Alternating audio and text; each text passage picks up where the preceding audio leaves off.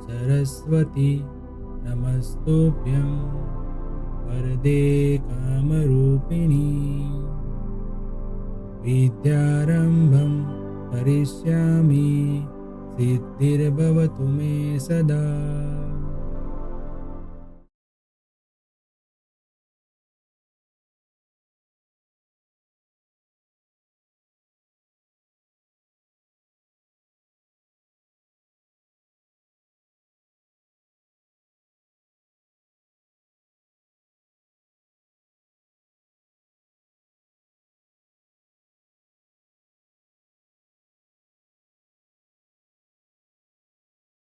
Hello everyone, welcome to मंत्र learning.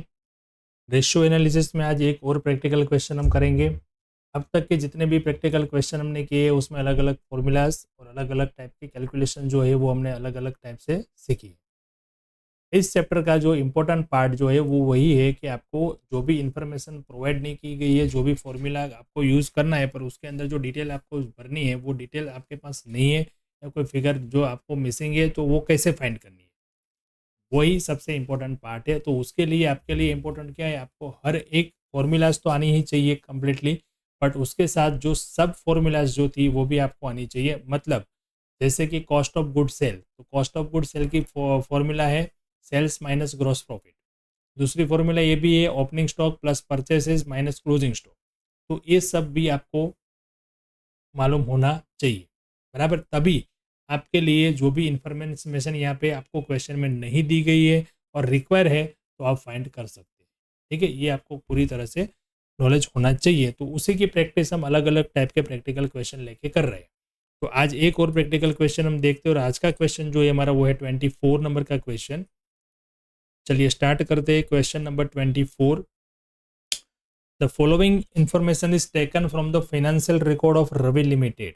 Ravi limited के financial records में से हमें डिटेल्स मिली है। मतलब कि यहाँ पे हमें कोई फाइनेंशियल स्टेटमेंट नहीं दिया है। फाइनेंशियल स्टेटमेंट क्या होता है, बैलेंस शीट और profit and loss statement, but वो नहीं दिया है। उसमें से फाइनेंशियल रिकॉर्ड्स में से कुछ डिटेल्स निकाल के हमें प्रोवाइड की गई है। ठीक है, क्या क्या डिटेल्स प्रोवाइड की है। सबसे पहले यहाँ पे दिया है मुझे, देखिए सबसे पहले जो डिटेल थे वो है टोटल सेल 9 लाख रुपीज़ है, और उसमें से बताया गया है कि 25% जो है कैश है, मतलब 75 जो है वो क्रेडिट है। उसके बाद कॉस्ट ऑफ गुड्स सोल्ड भी दिया है, नेट प्रॉफिट दिया है आफ्टर 50% टैक्स, मतलब आफ्टर टैक्स प्रॉफिट जो है तो उसमें से इंटरेस्ट भी माइनस हो चुका है, ये पीएटी है, बराबर। Equity share capital retained earning का मतलब होता है रिजर्व, 10% डिबेंचर दिया है। फिक्स्ड एसेट टोटल दी गई है 4 lakh. Stock, debtors, cash, creditor, bills payable, bank overdraft और प्रिलिमिनरी एक्सपेंस, बराबर। तो ऐसी जो डिटेल्स आपको दी है तो उसमें से आपको ये पता होना चाहिए भी कौन सी लाइबिलिटी है और कौन सी एसेट है और कौन सी फिक्टिटियस एसेट है, वो सब आपको पता होना चाहिए। जैसे यहाँ पे बताया कि रिटेन अर्निंग तो ये जनरल रिजर्व है, डिबेंचर तो ये लॉन्ग टर्म लाइबिलिटी है, फिक्स एसेट का टोटल दे दिया है, फिर स्टॉक, डेटर्स, कैश, ये सब जो है वो करंट एसेट है, creditors, bills payable, bank overdraft, ये सब करंट लाइबिलिटी है, और प्रिलिमिनरी एक्सपेंस का मतलब होता है फिक्टिटियस एसेट है। ठीक है, अभी क्या क्वेश्चन पूछा है, तो from the above information calculate the following ratios. कौन कौन से रेशियो फाइंड करने हैं हम देखते जाएंगे। जो भी रेशियो है उसके लिए हमने प्रॉपर डिटेल है हमारे पास, या हमें फाइंड करनी है, बराबर। सबसे पहला स्टेप यही है हमारा एक क्वेश्चन को सोल्व करने के लिए। तो करंट रेशियो के लिए क्या चाहिए, करंट एसेट, करंट लाइबिलिटी। अभी मैंने बताया आपको करंट एसेट भी दिया है, करंट लाइबिलिटी भी दिया है, हमें खाली उसका टोटल करके फॉर्मूला में अप्लाई करना है। डेटर्स रेशियो की फॉर्मूला है debtors plus bills receivable divided by credit sale. तो देखो यहाँ पे डेटर्स भी दिया है, बिल्स रिसीवेबल है ही नहीं, प्रोवाइड नहीं किए तो नहीं है, और इससे हमें मिल जाएगा कैश सेल। ओके, और कितने दिन लेने हैं वो भी यहाँ पे प्रोवाइड किया है, 360 डेज। ऑपरेटिंग रेशियो के लिए एक्सपेंसेस की डिटेल यहाँ पे प्रोवाइड की है, देखो एक्सपेंसेस नहीं दिया है, तो यहाँ पे ऑपरेटिंग रेशियो के लिए हमें एक्सपेंसेस जो चाहिए वो हमें फाइंड करने पड़ेंगे।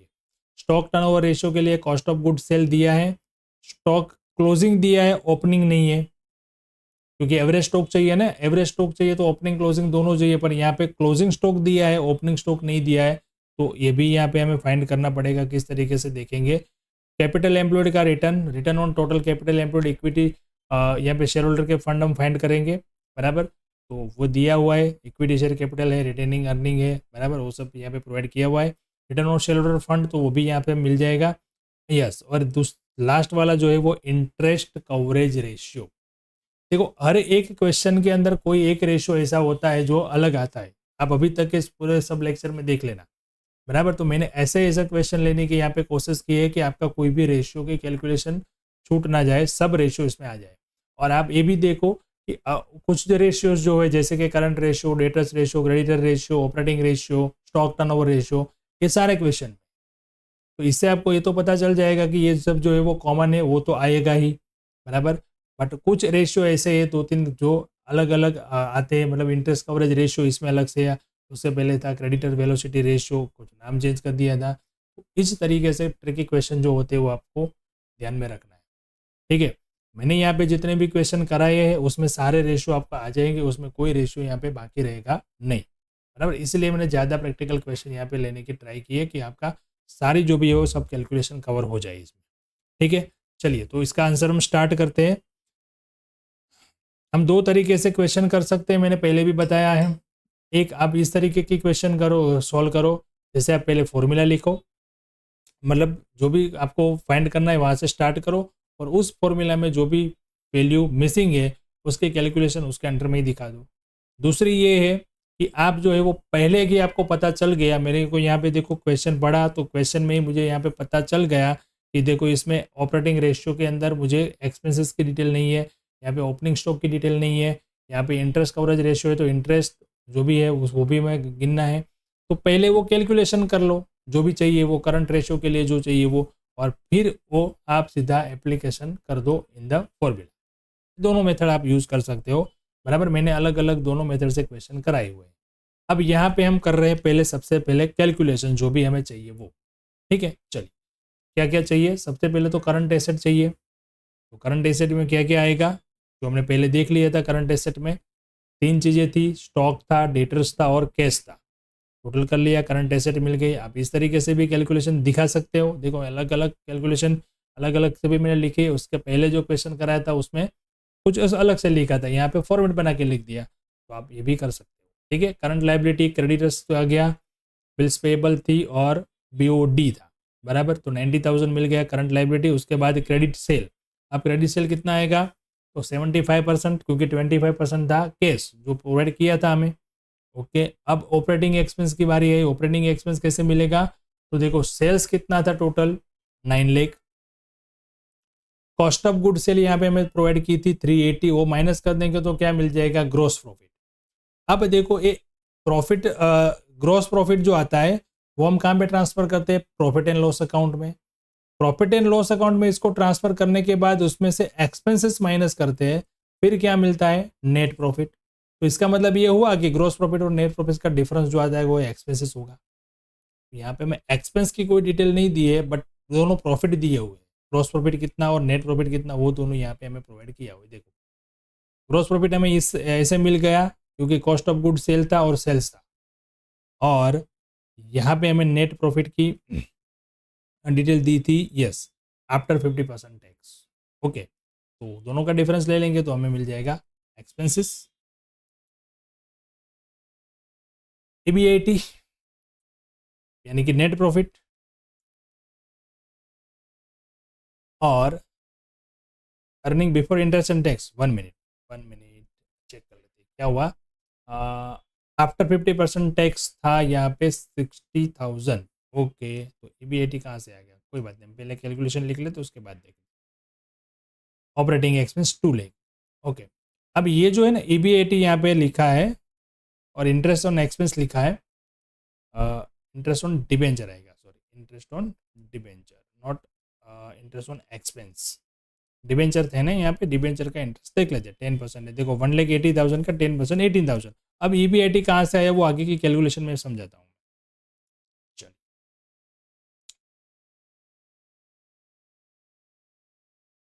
देखो ये कैलकुलेशन मैंने लिख ली है, पर उसको समझाता हूँ मैं किस तरीके से वो आया और EBIT हमें क्यों चाहिए, बराबर।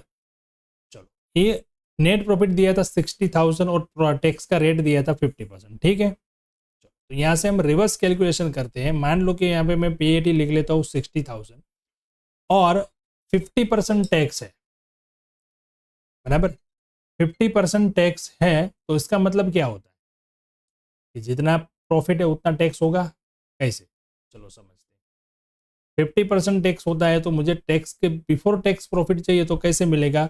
मान लो कि बिफोर टैक्स जो प्रॉफिट है वो 100 रुपीज़ है, उसमें से मैंने 50% टैक्स माइनस कर दिया, तो 50% क्या बचा, मेरा PAT, ठीक है। अब 60,000 मेरा PAT है, तो 50 रुपीज़ पे 50 रुपीज़ टैक्स था, तो 60,000 पे कितना होगा, 60,000। इस तरीके से मैंने यहाँ पे 60,000 लिखा। अब यहाँ से हम रिवर्स जाएंगे तो ये माइनस जो प्लस हो जाएगा, तो 1,20,000 आ जाएगा यहाँ पे, बराबर।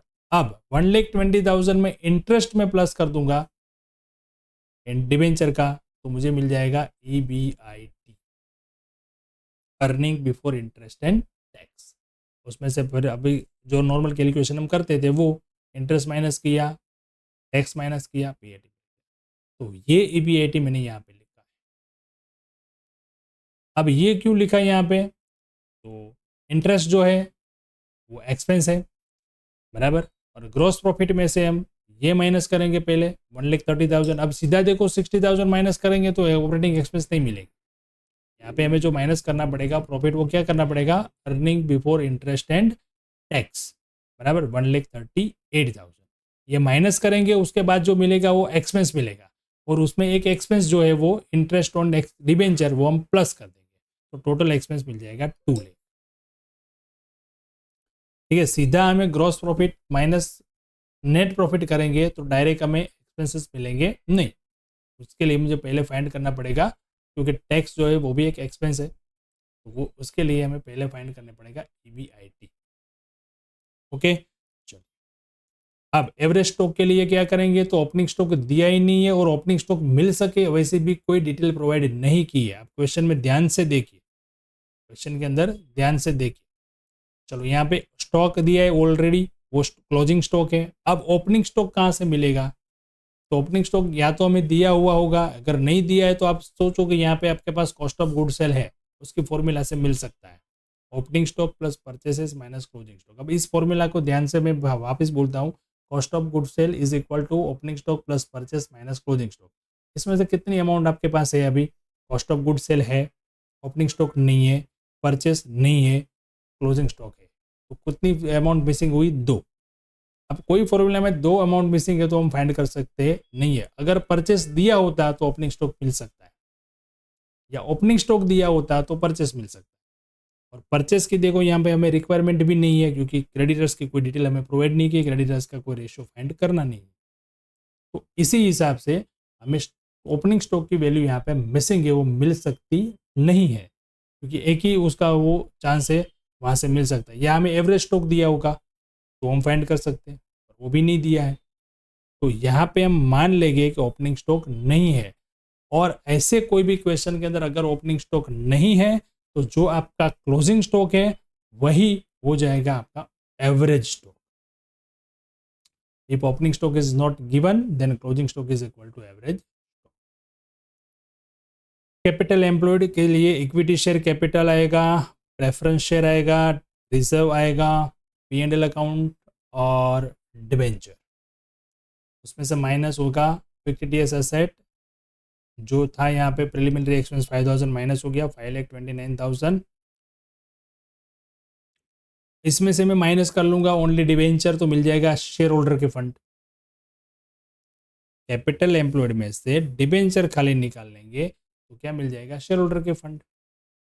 वो भी चाहिए था तो यहाँ पे डायरेक्ट मैंने कर लिया। अब इंटरेस्ट कितना आएगा टोटल, तो टोटल इंटरेस्ट यही एक का आएगा, डिबेंचर भी हमें प्रोवाइड किए थे और 18,000 ऑलरेडी हमने कैलकुलेट किया हुआ है, और कोई बैंक लोन वगैरह कुछ है नहीं, तो इंटरेस्ट तो आएगा ओनली 18,000। ये सारी डिटेल्स हमने पहले कैलकुलेट कर ली। अब 1 बाय 1 हम फॉर्मूला अप्लाई करते जाएंगे और कैलकुलेशन मिलती जाएगी। Current ratio, current asset divide by current liability, सबसे पहले वही फाइंड किया था, वो अप्लाई कर दिया 2.31 debtors ratio, debtors plus B R divide by credit sale into days.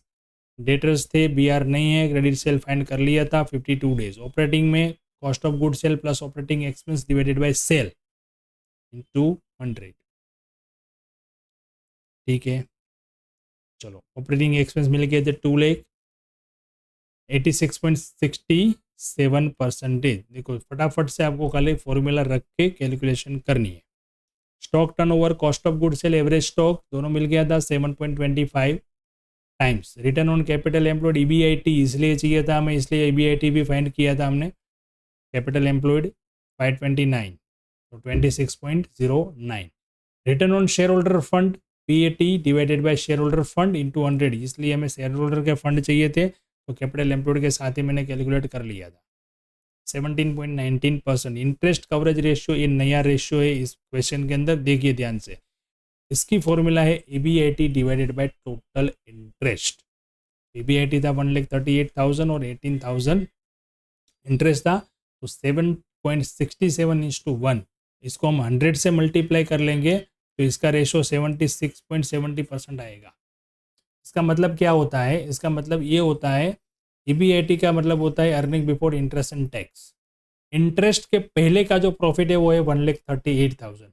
तो क्या हमारे पास इतना प्रॉफिट है जिससे हम इंटरेस्ट कवर कर सके? और इंटरेस्ट कवर करने का रेशो यहाँ पे 76% है, यानी कि हम जो भी कमाते हैं उसमें से 76% तक इंटरेस्ट पे जो करते हैं वो 76% का रेशो है। 76% हम इंटरेस्ट पे करते हैं उसमें, ठीक है। ये हम यहाँ पे बता सकते, जो भी इंटरेस्ट पे करते हैं वो, उसके लिए हमारा जो प्रॉफिट है वो 76% है। ओके, तो ये इंटरेस्ट कवरेज रेशियो, इससे हमें पता चलता है कि इंटरेस्ट कवर करने की कैपेसिटी जो बिजनेस की, जो फर्म की है, वो कितनी है।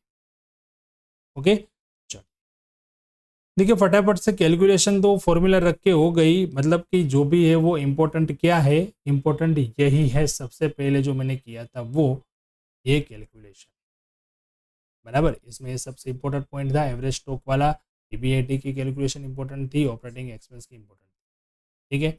चलिए एक और क्वेश्चन देखते हैं। क्वेश्चन जो है वो ये अभी 31A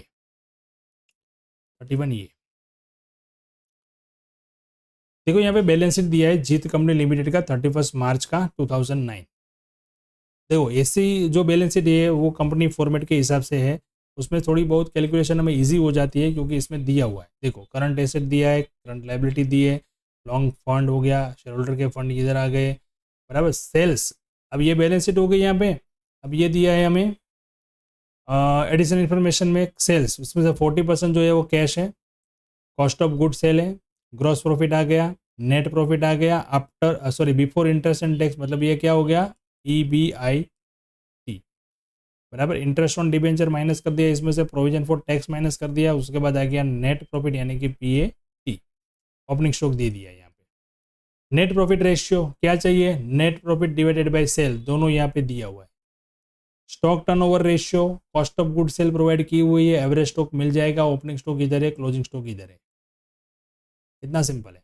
गियरिंग रेशियो ये नहीं आया, ठीक है, मैंने बताया था ना कोई ऐसा रेशियो आएगा वही क्वेश्चन में यहाँ पे लूंगा। ऑपरेटिंग रेशियो आगे हमने कर लिया, operating ratio cost of good sale plus operating expense वो भी यहाँ पे मिल जाएंगे। Current ratio, current asset, current liability already दिया हुआ है।